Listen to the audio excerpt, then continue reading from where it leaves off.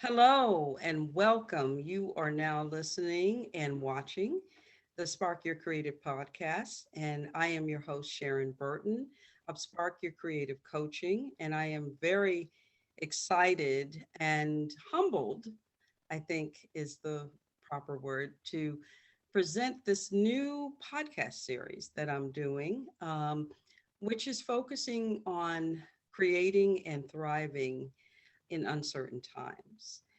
I have invited some really interesting creatives, people that are actually thriving during these unprecedented times in the last year and a half, and felt that it would be wonderful to actually present them to you and help you, any of you that are creating or trying to create and feeling a bit distracted and maybe discouraged during these times of COVID and everything else that's been going on. And I think more than for me to present ideals on an ongoing basis, I thought it would be really nice to have peers, people just like you that are creating, writing, doing their thing during this time of transition for our country, particularly if you reside in the United States. And so I am very pleased to have my first guest, someone that I admire and I've worked with as a colleague, Lisa Tenor. And Lisa, thank you and welcome to the podcast for Spark Your Creative. Thank you, Sharon. It's such an honor to be your first guest and really exciting to be here because I agree that now more than ever, we need to tap into our creativity and we need support for that. Most definitely. And let me tell you about Lisa so you can get a very good idea of why she is one of the most perfect people for this particular podcast and some of the exciting things she has coming up. Lisa Tenor loves to write, teach, coach, and connect people to their inner muse and source of creativity, much like me. She is the winner of the Silver Stevie Award for Coach Mentor of the Year, and congratulations on that. Thank you. Lisa has helped many aspiring authors to joyfully publish their books. Dozens of her clients have won book awards, published with their dream publishers, and enjoyed national and international acclaim. Lisa has been quoted in the New York Times, featured on ABC News, and appeared on PBS, HLN, and many national media outlets. She has served on the faculty of Harvard Medical School's Women in Healthcare Leadership and publishing courses. You may also find Lisa in Rhode Island, climbing the rocks around Narcissism. Am I saying that? Narragansett Bay. Okay, Narragansett. Okay, beach, for foraging the nearby woods, or enjoying her family of avid readers. And we'll share some of her links later in the broad podcast, but just wanted to also note that Lisa can help you complete your writing projects through her Bring Your Book to Life program, and of course, explore your writing, creative writing skills. So thank you for being on the podcast, Lisa. Thank you, Sharon. It's such a pleasure to be here with you today. So just a little bit for those of you that may not know Lisa and my connection with Lisa, particularly, I am currently working on a book project, and I have been involved with some of Lisa's coaching, particularly her co-writing program that she does periodically every few weeks. And it's been really an interesting project service that she provides, because not only do you have an opportunity to write and clear your calendar to write, but you also get a chance to do a lot of unique exercises, which I think is really cool, that help you with your creative muse and in kind of opening you up to your writing creativity. And so I've enjoyed that. And I've I've been a fan of hers for a while. My sister had wrote her first book, and Lisa helped her with that, and that's how I got to know Lisa. And Lisa is just so open and accessible, and such a cool person. And so I'm very happy that she agreed to be on this podcast, and to share a very exciting tool that she's developed, a new book. Yeah. And so, um, let me just start by saying, of asking you, Lisa, you say that journaling, which is, I do believe in that. I'm a big, particularly a big Morning Pages fan Mhm. from Julia Cameron's book. But you say that journaling has led to the ideal of your first book. How did that happen? Yeah, it was a funny thing. I'd actually sort of roundabout, but I was quite sick at the time, and I found this, or maybe right before that, and I found this healing modality called polarity therapy that helped me so much. It's based on both Ayurvedic medicine in India and um, Chinese traditional medicine, and also some osteopathy, and that the founder of polarity therapy was versed deeply in many traditions. And I was so intrigued by it because it helped me heal that I ended up studying it. And one night I'm lying in bed and feeling kind of this anger, but I couldn't really place it. It just felt like anger, frustration, didn't know why, but I could not sleep.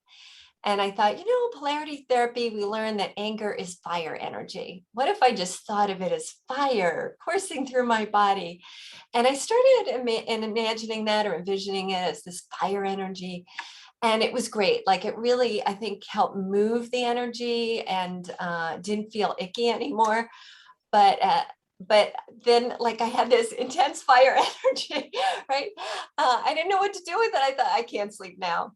And I started journaling, and quickly realized, oh, this could be a book. And that particular journey of kind of writing these ideas of kind of my experience with anger, and how exercises like the one that I accidentally did can help us experience anger in a different way, and bring in our creativity, our sense of humor, so that anger really becomes a communication tool when we express it in healthy ways, not screaming at people. And that so that was sort of the seed for the book. And it took me many years, and I ended up with two amazing co-authors, one who was a therapist and anger expert, and the other a cartoonist. So Jane Middleton Moss, the therapist and author of like 10 books on anger, and Pico Todd, an amazing cartoonist. And we had a lot of fun with that book, The Ultimate Guide to Transforming Anger. And so it really was journaling that sort of created that. And journaling has, helped me heal from that illness, chronic fatigue. It has helped me when I wasn't happy with work. Oh, share your video just disappeared. There we go. But it helped me in so many different aspects of my life, and that was one powerful one. Cool. Journaling and the power of journaling, and I'm really curious about that, especially during these times, Yeah. and wanted to kind of get your thoughts about that, and Mhm. when you journal, how many pages do you journal with? Do you? Yeah, for me, it varies so much. I might just jot down a few things, or I might just do a dream journal, just write down my dream. But then I might work with the dream if I have time, or it might lead me into some poetry, or just, other writing, sometimes even a blog post, something that's less, we might think of as less creative. But it really varies. So I could just write half a page, and sometimes I could write 10 pages. It really is hard to say for me. Okay. All right. So, you know again, we're dealing with so much right now, and Mhm. particularly as creative people. And I know for me, I'm finding that writing has been one of the things that has kind of gotten me through. And some of it has been creative, particularly poetry, which was something I didn't expect to be a poet during this time. But I started writing a little bit. Well, I wrote a chapbook prior to COVID, and that was so healing for me. And I've been writing off and on since then. And so, I'm excited to see this book, and it is called The Joy of Writing to Journal. No, I'm sorry, The Joy of Writing Journal. Sorry. Spark your creativity in 8 minutes a day. And this book is available after when we're actually doing this podcast. It's prior to when the book will be coming out, but it will be coming out on September 22nd, correct? That is right. Yeah, huh? And I was reading it a few minutes, well, throughout the weekend, and I just was really in awe with the prompts, with the really kind of upbeat imagery and writing prompts, and then and also you have it so that you can use your phone to and I don't know if people can see this Yep. on the video or not, but you can watch videos that go along with each of the chapters with the writing prompts and all that, and you can actually scan it with your phone to actually bring up the videos, which I think is just awesome. I'm just like so excited about that. um, but tell me about how this particular journal, this book, this offering that you have came about outside of the journaling that you've been doing, and how can it help us tap into our creativity in 8 minutes a day? It's a big promise, right? Yeah. So, it's funny. I was working on a different book and I thought I was fairly close to done with that book. I had multiple drafts uh, and suddenly, and a lot of it are those exercises that we did in the get your writing done class. But Mhm. but all of a sudden, I'd been talking to my colleague Tamara Monosoff, and she teaches people to do those QR codes in their books. And for certain of my clients, I've suggested they work with her because I just love that QR code thing. So Lisa Langer's book, Deeper into Mindfulness, for instance, she had all these these meditations she does with people. I said, this is perfect. You could put audios in your book. You just, the reader can scan and listen to a meditation. It's really perfect for that vehicle. And actually that book just won 2 awards now. Oh, very So good. yeah, really exciting. And Carrie Rowan, Tell a New Story, her book, she's a singer-songwriter. So I thought, oh, you should put some songs in the book. So Yes. it really adds a lot. And for all of us as creatives, I think you can probably, I'm hoping that our listeners start thinking, oh, I could do some exciting things with QR codes, because it really makes things become multimedia.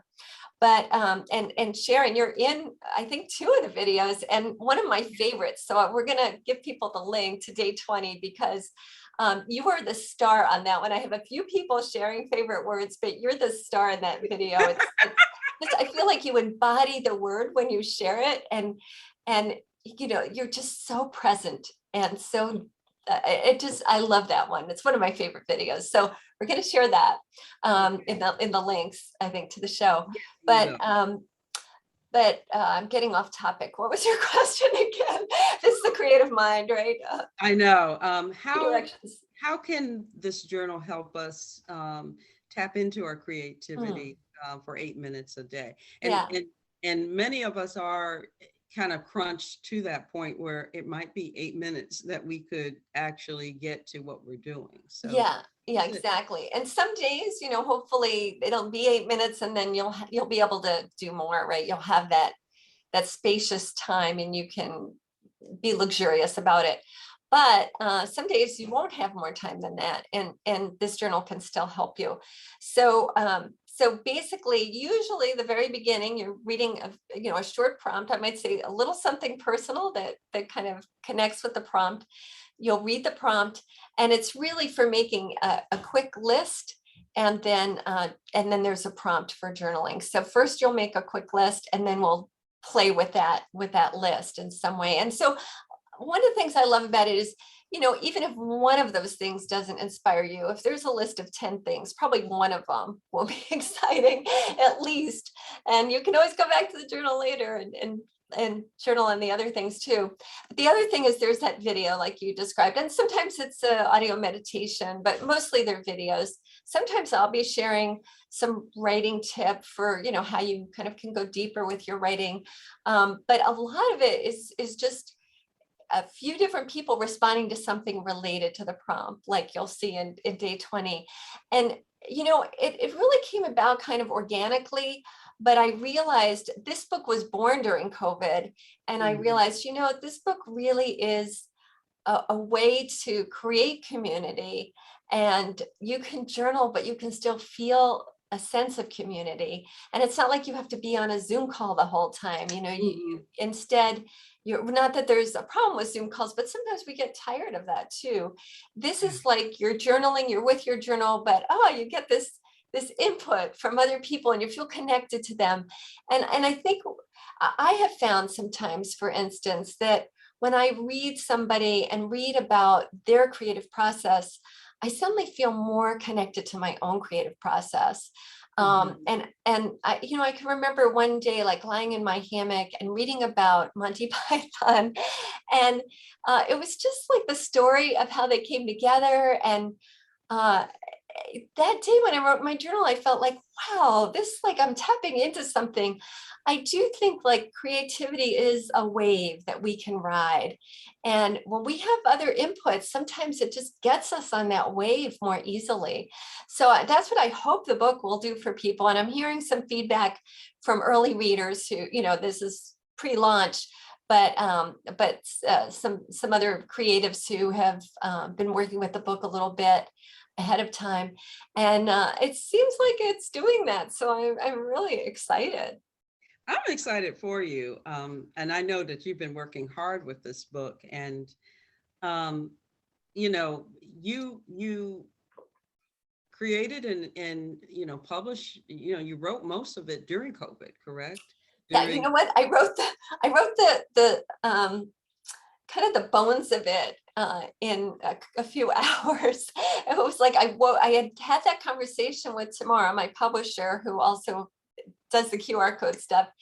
And the next day I woke up with this idea for this book, wrote the prompts. Now, some of those prompts have changed since then, and it didn't have any stuff around the prompts. And then, of course, there were the videos. So there was a lot of work to do still. But the seed of it was like all in one, few hours. And then, there was work and getting feedback from readers and making changes. And that took a few months. And then I am, being an editor, I'm such a perfectionist about my words, maybe too much. And so there was like a lot of editing, and I sent it to a couple of editors as well as some friends. And, it really underscores that, we think of the writer working alone. And I think a lot of times, writing, especially writing a book, is really a community activity. There's so many people who contribute. And, that's probably made more obvious in a book where there's so many people in these videos sharing their creativity and their experiences and their soul, really, even when they're sharing a word.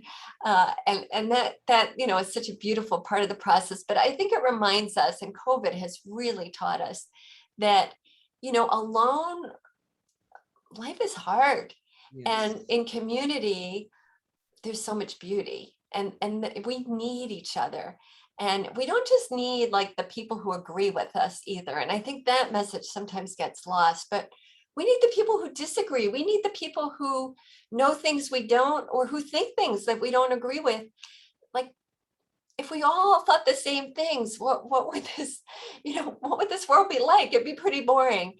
And so I just think that this is an extraordinary time, and one that I think is calling us to to go deeper with ourselves and deeper with each other, and be open to people who are different from us, whether they're on an opposite side of a political spectrum, or they're in a different socioeconomic group, or they have, different religions, different backgrounds. Like, those are the people we really need to connect to, and not just, our tribe's really important too. How, whether it's the creative tribe or the, politically active tribe, but we're so much more than that. And I think writing and journaling do offer us an opportunity to discover that more, because journaling is a place where you can really, you can explore without judgment. Your inner judge may come in, but there is an ability to say, oh, nobody's going to read this anyway. I can just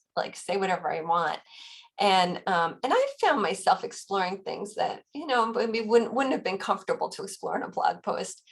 So journaling really offers us a certain freedom. And I think when we can access that, it's going to make us better world citizens, and better brothers and sisters and mothers, and daughters and sons, every role we play in our lives, and creativity coaches.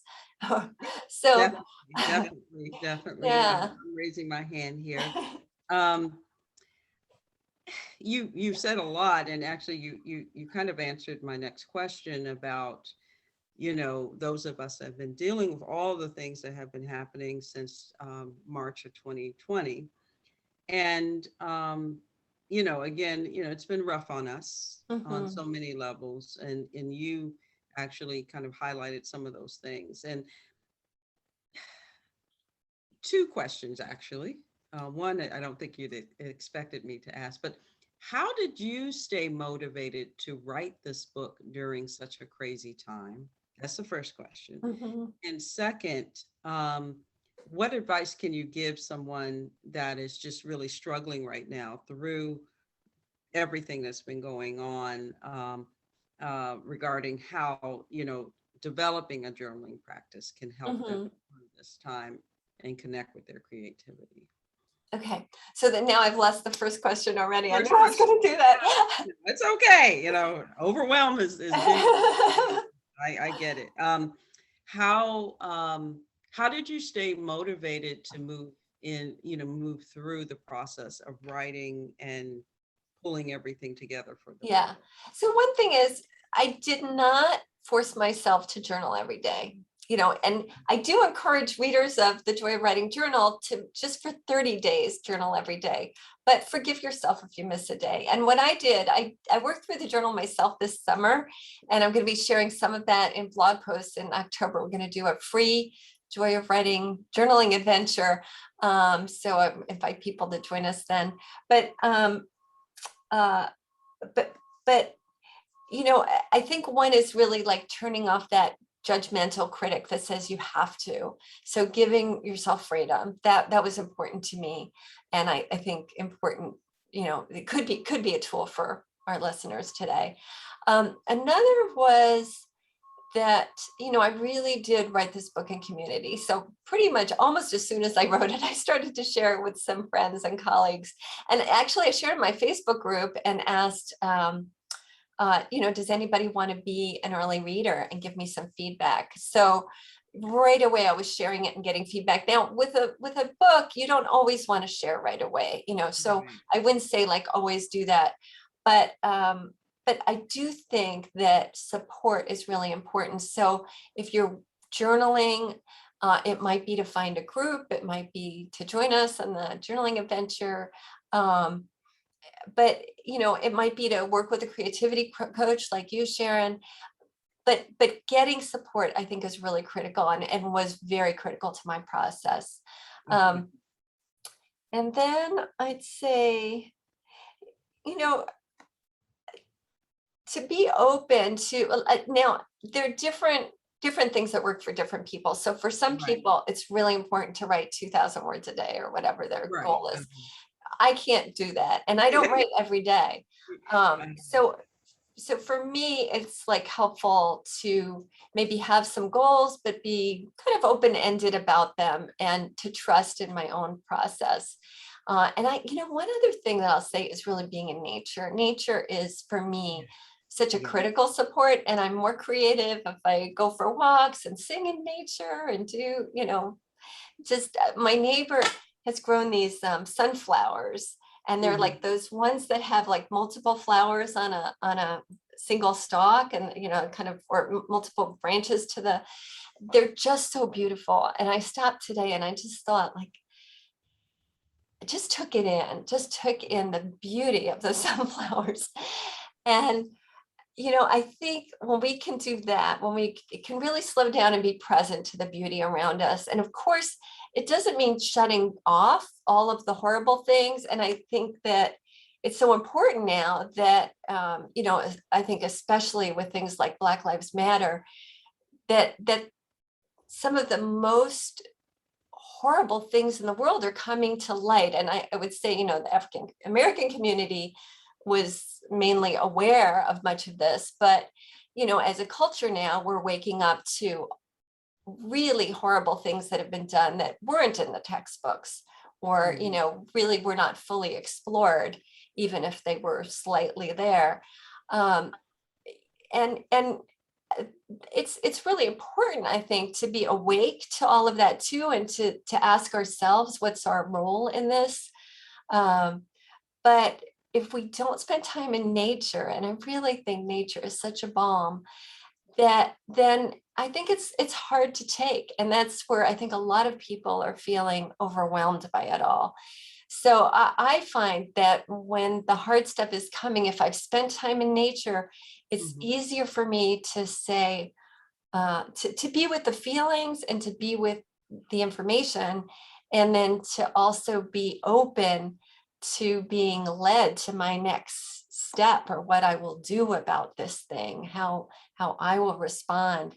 But if I'm in my head and read about these things, and then try to respond from there, it's just overwhelming, and then I don't do anything because I just feel disempowered. And I guess that's like kind of a key, right? It's so easy to feel disempowered by the Yes. evil in the world, or whatever Yes. corporations are doing, like there's just so much that we can feel disempowered about, or just feeling disempowered about the virus. Mhm. If we spend time in nature, I do think that that's a beautiful way. There are lots of ways, but that's one, to really tap into our true power and our inner, and the beauty of the world, so that it can support whatever response we're able to have towards it. It's great. And I'm one of those people who believe in nature too. I'm an avid hiker and all that. And I think that what you were saying, is sort of like acknowledge what's going on, you Mhm. know, contemplate where you fit in as a solution or whatever, but also in a sense create a container where you still are being creative. um Mhm. you can still, because for example, a book like this, The Joy of Writing Journal, um I think that a book like this is important for a lot of people right now, because in some ways that's the only way some people can release their thoughts about things, Yes, or yeah. clear the path for creativity. And much like the morning pages is about, um, so if I wanted to start a journaling practice, and Mhm. I'm feeling overwhelmed by everything, but yeah, I'm not much of a writer, and and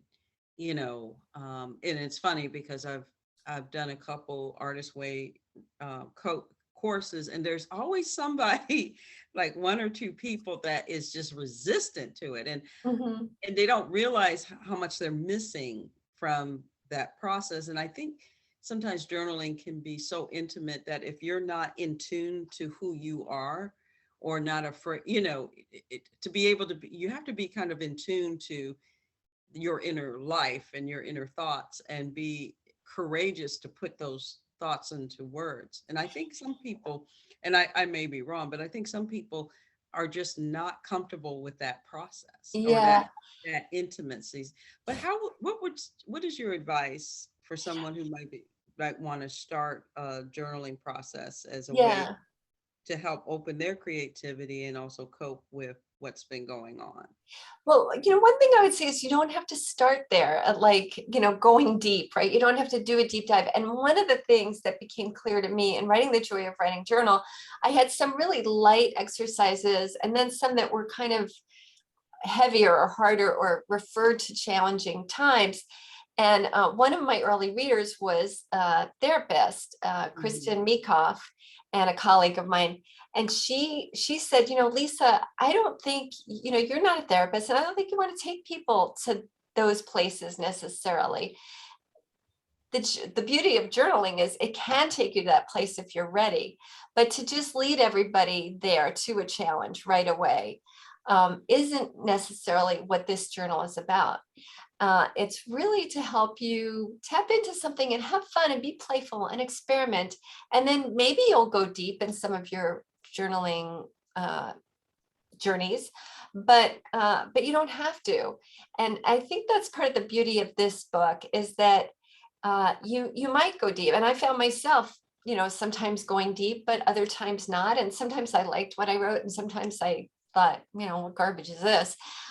It doesn't really matter. It's the process itself is therapeutic, and journaling has been shown to boost our mood, to help us problem solve. There's a lot of research about journaling.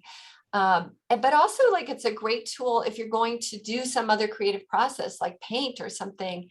If you just journal for a few minutes before you do that, Mhm. it can be a way to let go of what's bothering you so that you can enter deeply into the painting.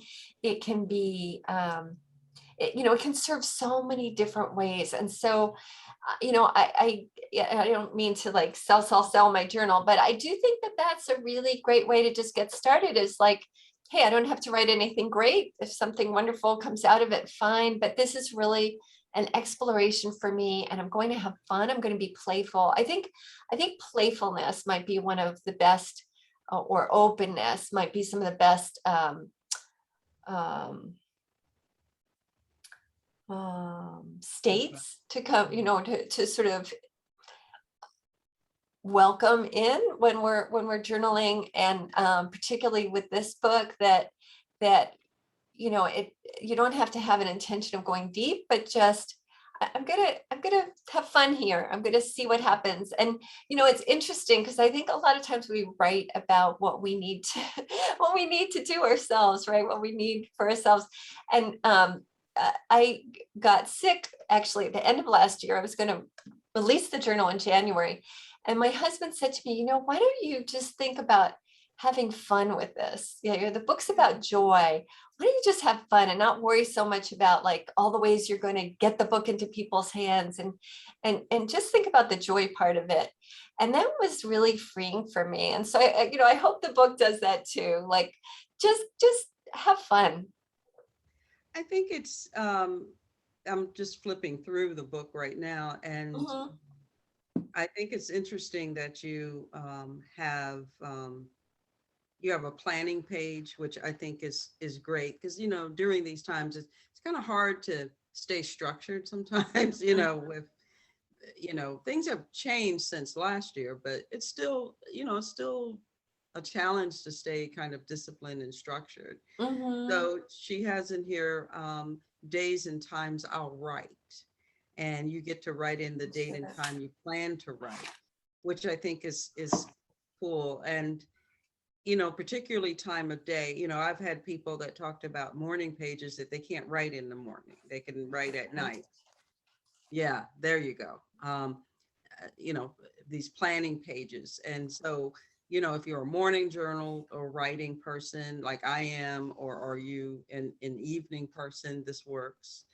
Um, she talks about even how writing prompts changed her writing life, some of the challenges, of writers and creatives, and, things like developing self-confidence and discipline. There's just one of my issues, getting into the state of flow and all that.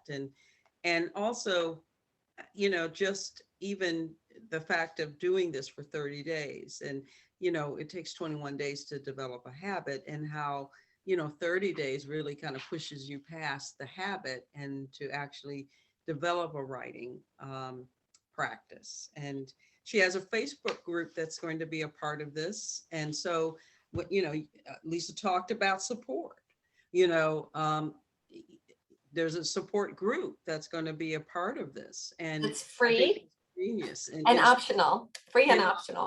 yes, and I think it's genius that you have that as an offering because a lot of us, even if we have people in our homes or whatever, we still need to be connected to people that are part of the creative journey that we're on. So I think that's a wonderful thing. There's even a day that you meet your muse. That's a prompt. Um, a guided, she does guided visualizations and meditations, um, as well as the video. So I think this is, and a lot of, um, um, there was something in here that I just saw. Hold on, about looking at your week and, you know, what inspired you that week. Mm. And these are wonderful prompts, particularly for those of us that say, oh, I don't have nothing to write every Yeah. day. There is mega stuff, even during these times, even during more isolated times that we're dealing with now, that you can write about. And I think it's a wonderful tool. I think writing and journaling is one very effective way to deal with everything and to open yourself to your creative muse.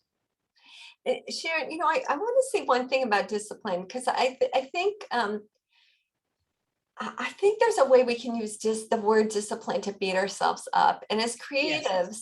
creatives, discipline, we all have different relationships with discipline, but I can be very disciplined about my business and about my client work. And then, my own writing maybe not be as disciplined. And so I think one of the things I really wanted to accomplish with the Joy of Writing Journal is that we don't necessarily need discipline as much as we need to create opportunities for ourselves. So if every day you're creating this little window of opportunity, 8 minutes, like that could be the crack that opens up some huge creative window or creative door that you can then walk through.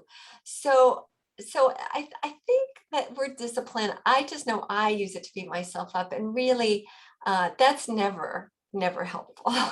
No, it isn't. And, we also come from a culture that emphasizes discipline and structure and, getting it done and meeting deadlines. And Mhm, I think one thing that this whole thing has taught many of us is that we need rest. We need respite. mhm, We need to allow ourselves space, that we need to not beat ourselves up, but to encourage ourselves and others to do the best that we can each day to meet our goals, towards our goals.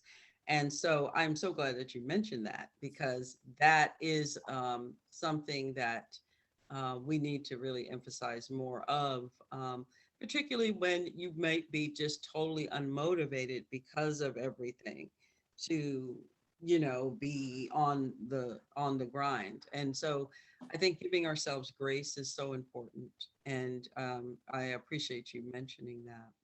All right. can I actually end Sure. with maybe a prompt, give people Yes, a yes, because please. hearing you talk, I thought, well, maybe a really nice prompt, if people have time after watching the podcast, is to ask yourself, what are 5 or 10 ways that I could be more kind and compassionate to myself? And when you're more kind and compassionate to yourself, you are going to be more kind and compassionate to others too. So it's just a given that that's going to happen. So what are 5 or 10 ways? And then just journal about one of those. Just pick one, or you could pick more than one, but just journal about it, explore it, and see how you might really embrace that. Oh, that is awesome. Thank you. And particularly, again, I think showing self-compassion to ourselves is important and is a key to moving forward and navigating through these things.